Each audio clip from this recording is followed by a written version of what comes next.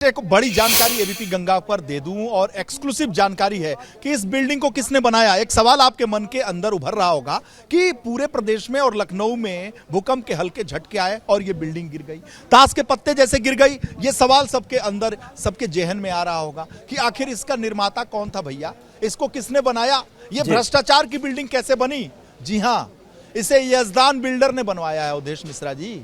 Yazdan builder, वो builder जिसने अभी यहां से बालू अड्डे में एक और बिल्डिंग 6 मंजिला उसने बिल्डिंग बनाई थी, भ्रष्टाचारियों के सरपरस्ती में पलकर, और उसे ध्वस्त किया। मुख्यमंत्री के निर्देश के बाद एलडीए ने, फिर यहां पर बिल्डिंग बन जाती है, एलडीए को पता नहीं रहता है।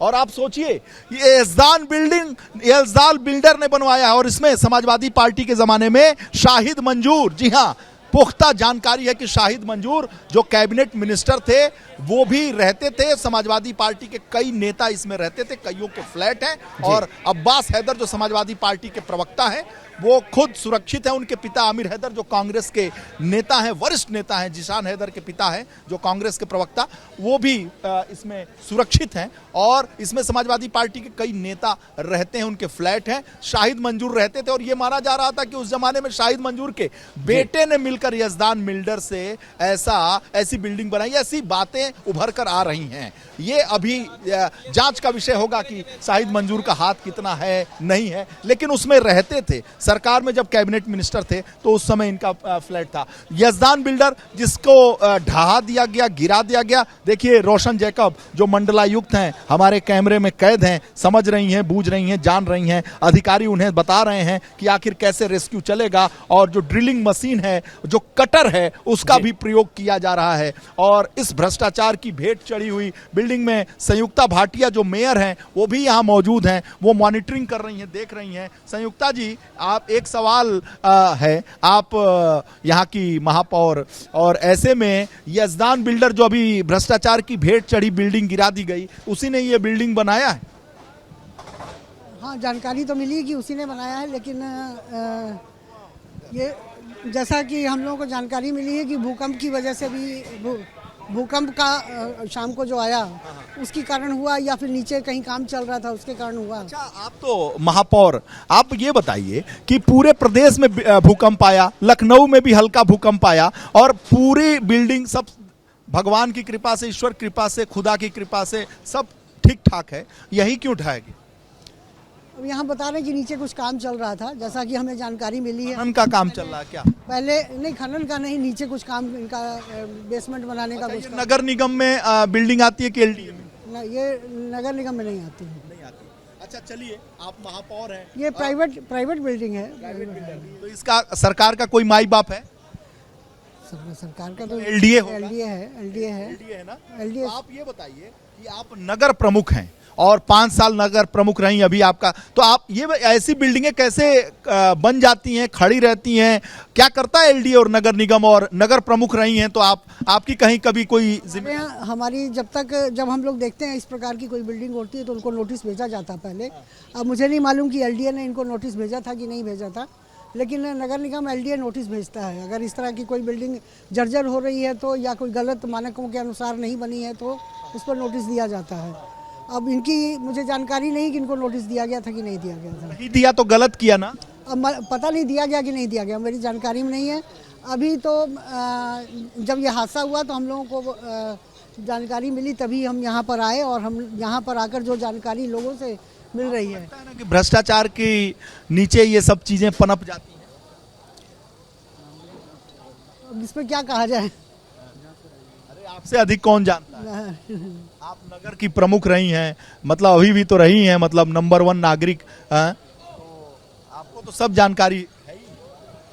नहीं, मानक अनुसार होना चाहिए। मानक के अनुसार नहीं रहता है तो एलडीए को भी नोटिस भेजना चाहिए, नगर निगम को भी, और हम लोग लगातार नोटिस भेजा होगा तो कोई आवाज उठाएंगी आप? नहीं भेजा होगा तो उस पर जानकारी ली जाएगी, अगर नहीं भेजा होगा तो उसके लिए आवाज उठाई जाएगी, कार्रवाई होगी ना? बिल्कुल कार्रवाई होगी। कार्रवाई, इतना बड़ा हादसा हुआ है, कार्रवाई क्यों नहीं होगी? कार्रवाई होगी। बंदोबस्ते में नहीं होगी? बंदोबस्ते में क्यों होगी? इतना बड़ा हादसा है, इतने परिवार इसमें रहते थे। 8 परिवार रहते थे इसमें।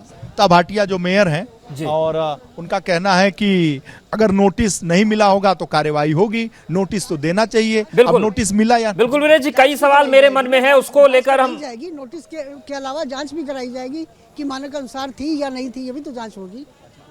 जो जांच भी कराई जाएगी। बिल्कुल जांच कराई जाएगी, जो दोषी होंगे उनको सजा मिलेगी, उनको उन पर कार्रवाई की जाएगी। यजदान बिल्डर पे कोई कार्रवाई पहले तो जांच होगी ना, जांच के बाद ही पता चलेगा। जैसा भी कार्रवाई, अगर गलत वो है, गलत मानक अनुसार नहीं बनी या कुछ, तो जो उस पर कार्रवाई की जाएगी। अवधेश एक बात बताएं, कहा जाता है कि सिस्टम जो है ना बलि मांगता है, जी। जो व्यवस्थाएं हैं ना वो बलि मांगती हैं। जब बलि चढ़ता है 2 4 10 लोगों की, उसके बाद सिस्टम झकझोरता है, सिस्टम जगता है, सचेत होता है, सिस्टम अलर्ट होता है, व्यवस्था के कान खड़े होते हैं, व्यवस्था बलि मांगती। कुछ लोग घायल, कुछ लोग मरे, जी। कुछ लोग ऐसे हो तो व्यवस्था जाके बिल्कुल। लेकिन जगती वीरेश है जी, कि बलि ऐसा के होगा, साथ साथ कार्रवाई कुछ सिस्टम होगी, और भी एक्शन मांगता है, क्या होगा, उस पर आएंगे? प्रयास आपसे किया जाएगा। कई सवाल मेरे मन में, उस पर मैं आपसे जानकारी लूंगा, लेकिन एक बार अनुभव के पास चलते हैं और उनसे समझते हैं कि जो ऊपर से वो तस्वीरें देख रहे हैं, दिखा पा रहे हैं, अनुभव क्या नई चीजें हो रही हैं कि एक जेसीबी चलती हुई नजर आ रही है, तमाम लोग पहुंचे हैं मौके पर, सबसे ऊपरी तल पर अब जमावड़ा बढ़ा है जवानों का, क्या चल रहा है इस वक्त?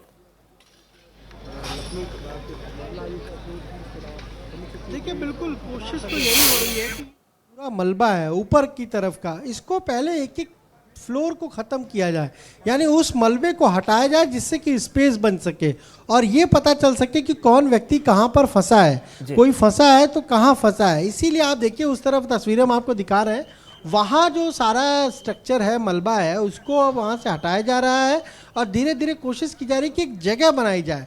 वहाँ आप देखिए गैस कटर भी है, तमाम सारी चीज़ें जो है वो वहाँ पर हमें नज़र आ रही है, यानी उस जो भी वो ढांचा है उसको काटा जाएगा और कोशिश यही होगी कि भीतर कौन है, कहाँ पर लोग फंसे हुए हैं, उनके बारे में कुछ पता लग सके। क्योंकि अभी भी कुछ ऐसी बात कही जा रही है कि 4-5 लोग जो है वो भीतर हैं, फ़ोन के जरिए उनसे संपर्क किया जा रहा है। ये जो हम आपको बार बार दिखा रहे हैं जगह, ये जो जहाँ पर ये रेस्क्यू चल रहा है, ये काफ़ी देर से, जब से हम आए हैं तब से यहाँ पर ये रेस्क्यू चल रहा है और यहाँ कोशिश यही है कि इनको जो भी फंसा हुआ है उसे निकाला जाए। ये एरिया देखिए अवधेश, ये हम बार बार देख रहे हैं और यहाँ चूंकि जो यहाँ पर फंसा हुआ है वो लगातार अपने परिजनों के संपर्क में भी है, बात भी हो रही है और वो अब उसे बाहर निकालने की कोशिश यहाँ पर हो रही है।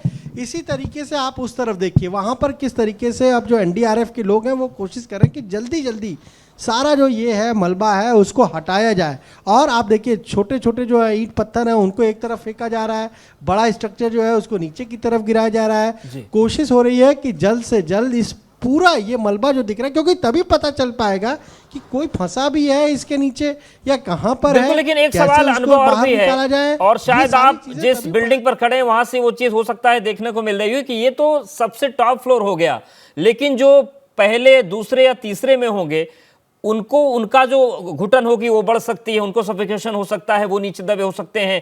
उनको राहत पहुंचाने के लिए जो ऑक्सीजन की बात कही जा रही थी, वो तमाम प्रक्रियाएं चल रही हैं क्या कि कम से कम ऑक्सीजन सही से पहुंचे उन तक? क्योंकि जल्दी से जल्दी पहुंच, कितना भी करेंगे तो डीजीपी ने कहा है कि 18 घंटे फिर भी लग सकते हैं आखिरी छोर तक पहुंचने में। देखिए बिल्कुल, और अभी तो कोशिश यही हो रही कि पहले स्पेस को खाली किया जाए जिससे कि ऑक्सीजन और अन्य जो बातें हो रही हैं वो वहाँ तक पहुँचाई जाए। एक और जो काम हुआ है वो ये हुआ है कि एक बिल्डिंग पर लाइट लगाई गई है, सामने जो पेड़ है, नीम का पेड़ है, वहाँ पर भी अब लाइट लगाई जा रही है। कोशिश यही है क्योंकि पूरा ये रात भर रेस्क्यू चलेगा तो उजाला रहे, और फिर सामने वाला जो मकान है वहाँ पर भी अब इसी तरीके से लाइट की व्यवस्था की जा रही है, जिससे हाई मास लाइट लगाई जा रही है जिससे कि उजाला पर्याप्त मिल सके और जो लोग भी हों उन्हें भी ये बार बार कोशिश हो रही है, आवाज़ भी लगा रहे हैं लोग। और ये इस जगह पर ज़रूर हमें लगातार एक्टिविटी दिख रही है और इतना स्पेस ज़रूर बना दिया है एनडीआरएफ एसडीआरएफ ने कि कम से कम ऑक्सीजन की कमी उस जगह पर ना होने पाए। उन्होंने पहले वहाँ पर जो मलबा था उसको हटाया है, फिर थोड़ा सा तोड़ा है। उधर आप देखिए किस तरह से वहाँ कुदाल चलाई जा रही है, इसलिए कि वहाँ पर भी कोई बड़ा स्ट्रक्चर होगा और उस स्ट्रक्चर को भी हटाने का काम जो है वो किया जा रहा है। और यहाँ आपको हम तस्वीर दिखाएं, शायद यहाँ से रेस्क्यू हो रहा है जी। तस्वीरें हम दिखाएंगे। यहाँ पर शायद रेस्क्यू अब एसडीआरएफ की टीम ने कर लिया है, यानी जो फंसा था भीतर उसे बाहर निकालने में कामयाबी एसडीआरएफ एनडीआरएफ को लग रहा है कि मिल गई है, क्योंकि जो उनके परिजन हैं यहाँ पर वो यही कह रहे हैं कि अब देखिए यहाँ पर निकलने की तैयारी है, यानी बिल्कुल करीब उस तक पहुँच चुकी है टीम, रेस्क्यू टीम, और रेस्क्यू करने के लिए पूरी तैयारी है। और जैसे ही वहाँ से निकाला जाएगा सीधे एम्बुलेंस में उन्हें भेजा जाएगा और सीधे हॉस्पिटल भेजा जाएगा। तो इसके लिए पूरी व्यवस्था है। देखिए पूरी चेन एसडीआरएफ की हमें नज़र आ रही है कि तुरंत निकलने के बाद अस्पताल भेजने तक में कोई देरी न होने पाए, इसीलिए यहाँ पर ये जो है आप देखिए ये पूरा स्ट्रक्चर जो है उसको हटा दिया है।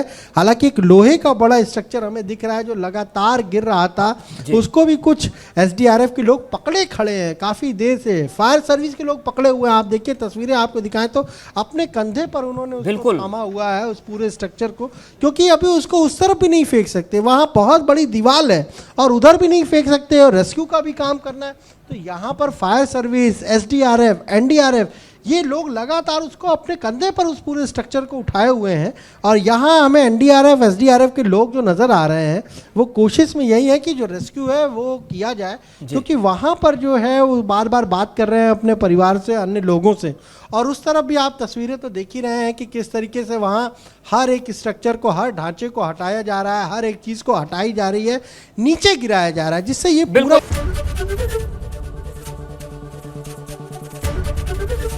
एबीपी गंगा, खबर आपकी, जुबान आपकी।